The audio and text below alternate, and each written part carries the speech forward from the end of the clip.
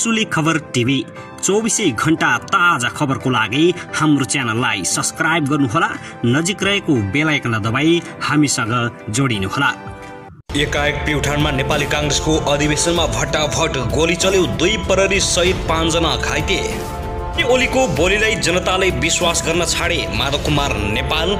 एमाले महाधिवेशनको बन्द सत्र सञ्चालनका लागि अध्यक्ष मण्डल गठन। भीम रावलको स्नेहपूर्ण सुझावबाट म प्रभावित भएको छु, एमाले अध्यक्ष केपी शर्मा ओली। नेकपा एमालेमा विधान संशोधन भए पनि सर्वसम्मत चुनिने सम्भावना कम, आकांक्षीको तातिनी ताती। केपी ओलीको प्रवृत्ति र बिचौलियाहरूको प्रवेशले महाधिवेशन प्रस्ताव एमाले पार्टी फुट्ने निश्चित छ, माधव कुमार नेपाल। शेरबहादुर देउवाले 5 वर्ष प्रधानमन्त्री हुनुस् भन्दा पनि मानिएन, अहिले उहाँलाई नै बनाउनु पर्यो। माओवादी केन्द्रका अध्यक्ष प्रचण्ड। अध्यक्ष माधव कुमार नेपाल भन्छन्, जो हमसे टकराएगा चुर चुर हो जाएगा। आफूलाई सिद्धाउन चितवनमा महाधिवेशन गर्न लागेको प्रचण्डको आरोप विरुद्ध एकाएक केपी शर्मा ओलीको व्यङ्ग्यात्मक जवाब, यदि दम छ भने झापामा महाधिवेशन गरेर देखाउनुहोस्। माओवादी केन्द्रका नेता रामचन्द्र झाले औपचारिक रूपमा गरे एकीकृत समाजवादी पार्टीमा प्रवेश। अब हेर्नुहोस् पूरा समाचार।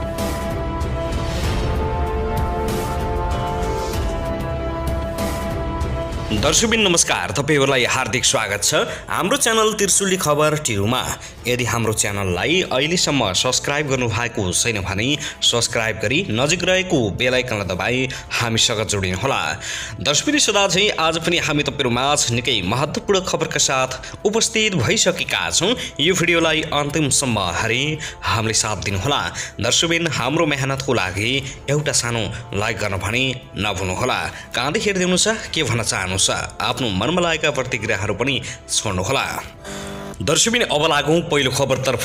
नेकपा एकीकृत समाजवादीका अध्यक्ष माधव कुमार नेपालले जनता र देशलाई भुलेर गलत बाटोमा लागेपछि नेकपा एमालेलाई त्याग्नु परेको बताएका छन्। धनुषाको विदेह नगरपालिका स्थित 3 कौरियामा आयोजित सभामा अध्यक्ष माधव कुमार नेपालले भने, नेकपा एमाले विदेशीको दलालीमा लाग्यो, त्यसैले पुरानो घर त्याग्नु परेको हो। अध्यक्ष नेपालले अहिले सत्य र न्यायका लागि नयाँ पार्टी गठन गरी अगाडि बढेको बताउँदै भने, न्याय र सत्यको जित अवश्य हुनेछ। नेपालले आफू 52 वर्षदेखि कम्युनिस्ट आन्दोलनमा लागेको उल्लेख गर्दै भने, ठूला ठूला काम गरेका छौं, राजाको शासन उखलेर फालेका छौं। उनले हिन्दी शैलीमा भने, जो हमसे टकराएगा चुर चुर हो जाएगा। उनले आफूहरू प्रजातन्त्र, लोकतन्त्र, जनताको अधिकार र सम्मान तथा सत्य मर्यादाको पक्षमा उभिएको बताएका छन्। अध्यक्ष नेपालले नेकपा एकीकृत समाजवादीले जहिले जनताको सुख दुःखमा साथ दिने प्रतिबद्धता जनाएका छन्। कृषि क्षेत्रमा क्रान्ति र रोजगारी सिर्जना गरी सबैको जीवन राम्रो बनाउन आफूहरू लागि परेको उनको भनाइ छ। कलम सत्यको पक्षमा उभिन्छ भन्दै चुनाव चिन्ह कलम लिएर जनतामाझ आएको उनले बताएका छन्। उनले अब पालिका, राष्ट्रिय सभा, प्रदेश र प्रतिनिधि सभाको चुनाव हुने भन्दै चुनावमा जितेपछि जनताको काम गर्ने, सिँचाइ र मलखादको व्यवस्था गर्ने पनि बताएका छन्। नेपालले विरोधीले कान लिएर काग भाग्यो भनेपछि कागको पछाडि दौडिनु नहुन कार्यकर्ताहरूलाई सुझाव दिँदै हिम्मत र बुलन्दीको साथ अगाडि बढेपछि जित हुने अवश्य बताएका छन्। अध्यक्ष नेपालले गठबन्धन सरकारले राजनीतिक नियुक्तिको काममा ढिलाइ गरिरहेको बताएका छन् भने, उनले विभिन्न पार्टीको आफ्नो कामको व्यस्तताले गर्दा सरकारको कामकाजमा पनि प्रभाव पारिरहेको स्वीकार गरेका छन्। दर्शकबिन त्यसैगरी यता भने नेकपा माओवादी केन्द्रका अध्यक्ष पुष्पकमल दाहाल प्रचण्डले शिक्षकहरूलाई राजनीति गर्न नदिए नेपालको पार्टी प्रणाली नै कमजोर हुने बताएका छन्। हिजो पार्टी निकट एकीकृत अखिल नेपाल शिक्षक संगठन केन्द्रीय समितिको एकताको दोस्रो राष्ट्रिय परिषदलाई सम्बोधन गर्दै अध्यक्ष दाहालले उक्त कुरा बताएका हुन्। उनले भने, शिक्षकहरू सक्रियतापूर्वक राजनीतिक रूपान्तरणको काममा लाग्नुपर्ने भएको छ। नेपालका सबै राजनीतिक दललाई जनतामा स्थापित गराउने काम शिक्षकहरूले नै गरेको भन्दै उहाँले शिक्षकहरूले राजनीति गर्नु हुँदैन भन्नु पार्टी प्रणालीलाई नै कमजोर पार्ने नीति रहेको आरोप लगाएका छन्। उनले शिक्षकहरूलाई प्राविधिक रूपमा अप्ठ्यारो नपर्ने गरी राजनीति गर्ने वातावरण बनाइने पनि उल्लेख गरेका छन्। तपाईहरूलाई अप्ठ्यारो नपर्ने गरी सक्रियतापूर्वक राजनीति जनताको बीचमा काम गर्ने वातावरण बनाउनुपर्छ। तपाईहरू दुविधामा नरहनुहोला, उनले भनेका छन्। अध्यक्ष दाहालले शिक्षकहरूलाई राज्यले अन्याय गरेको पनि बताएका छन्। शिक्षकहरूलाई राज्यको विभेदमा पारेका कारण शिक्षकहरूले आन्दोलन गर्नु परेको र क्रान्तिकारी हुनु परेको उनको भनाइ छ।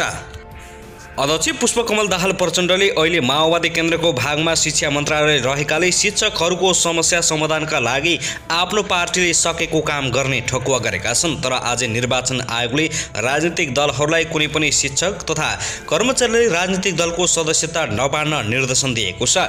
आयोगमा दर्ता भएका राजनीतिक दलका महाधिवेशनमा बहालरत शिक्षक कर्मचारी प्रधानाध्यापकहरू दलका महाधिवेशनमा भाग लिने प्रतिनिधि चयन हुने गरेको समाचार बाहिरिएपछि आफूले ध्यान आकर्षण गराउँदै दलहरूलाई उक्त निर्देशन दिएको आयोगले बताएको हो। दर्शकबिन त्यसैगरी यता भने नेकपा एमालेका अध्यक्ष केपी शर्मा ओलीले पार्टीको 10औं राष्ट्रिय महाधिवेशनमा अध्यक्ष वा कुनै पनि पदमा अरूलाई नउठ्न आफूले कुनै दबाव नदिने बताएका छन्। महाधिवेशनका सन्दर्भमा मंगलबार सो पार्टीको केन्द्रीय प्रचार विभागद्वारा सम्पादकसँग आयोजित छलफल कार्यक्रममा अध्यक्ष ओलीले महाधिवेशनले लोकतान्त्रिक अभ्यासबाट सहमति वा निर्वाचनबाट छानिने नेतृत्वलाई आफूले सहज रूपमा स्वीकार्ने बताएका हुन्। तपाईलाई सर्वसम्मत अध्यक्ष हुने स्थिति केही चुनौती आएको हो भन्ने प्रश्नमा अध्यक्ष ओलीले भने एमाले लोकतान्त्रिक पार्टी हो, यसमा कुनै प्रकारको जोर जुलुम छैन। म उठ्ने नउठ्ने टुङ्गो गरेको छैन, त्यसैले मलाई अध्यक्षमा छोड्न वा चुनौती दिन पाएछ, अरूलाई नउठ्न दबाब दिन्न। म अध्यक्ष भएमा पार्टीमा सबैलाई समान व्यवहार गर्छु।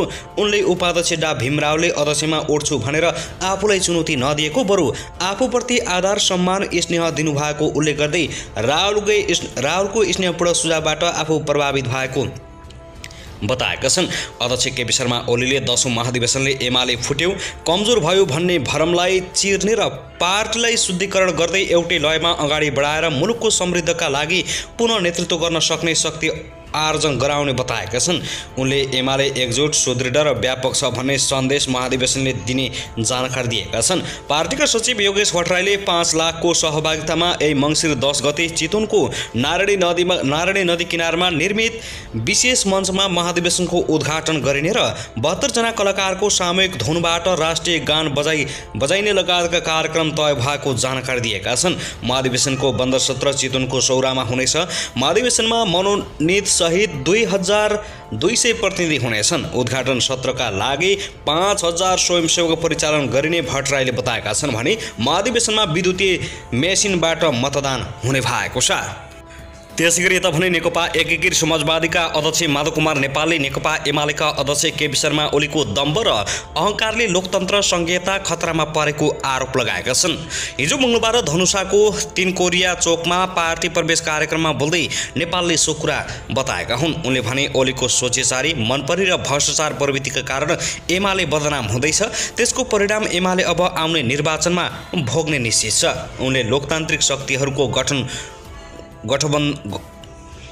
गठबन्धनले ओलीको तानसा प्रवृत्ति दम्भ र अहंकारलाई परास्त गरेपछि नेपाली जनताले ओलीको बोलीलाई विश्वास गर्न छोडेको बताएका छन्। ओलीको प्रवृत्ति र बिचौलियाहरूको प्रवेशका कारण महाधिवेशन प्रस्ताव एमाले पार्टी फुट्ने निश्चित रहेको उनको ठक्को रहेको छ। उनले समाजमा रहेका विकृति विसङ्गति तथा भ्रष्टाचार विरुद्ध सहज र सतर्क रहन पनि आफ्ना कार्यकर्तालाई आग्रह गरेका छन्। दर्शकबिन त्यसैगरी नेपाली कांग्रेसको 14औं महाधिवेशन अन्तर्गत प्युठान अधिवेशनको मतगणना स्थलमा निकै ठूलो झडप भएको छ। मंगलबार राति मतगणना स्थल स्वर्गद्वार क्याम्पसमा मतगणना अन्तिम हुन लागेको बेला विवाद हुँदा झडप भएको लुम्बिनी प्रदेश प्रहरी कार्यालय दाङले जानकारी दिएको हो। प्रहरीका अनुसार एक पक्षले हार्ने अवस्था भएपछि ढुङ्गाबुढा तथा तोडफोड गर्न थालेपछि स्थिति नियन्त्रणमा लिनको लागि हवाई फायर गरिएको हो। झडपका क्रममा 1 जना नेपाली प्रहरी र 1 जना सशस्त्र प्रहरी सहित 7 जना घाइते भएको प्रहरीले जानकारी दिएको छ।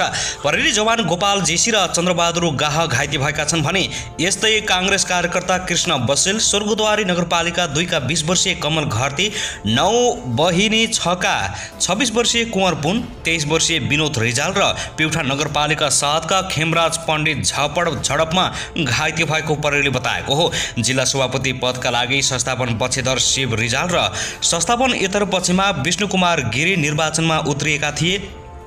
मतगणनाको क्रममा संस्थापन इतर पक्षधर गिरीले अग्रता लिएका थिए। यही क्रममा कसैले टिनमा ढुङ्गा हानेपछि विवाद चर्किएको थियो। संस्थापन पक्षधर रिजालका व्यक्तिले ढुङ्गामुढा सुरु गरेपछि विवाद भएको प्रहरीले बताएको छ।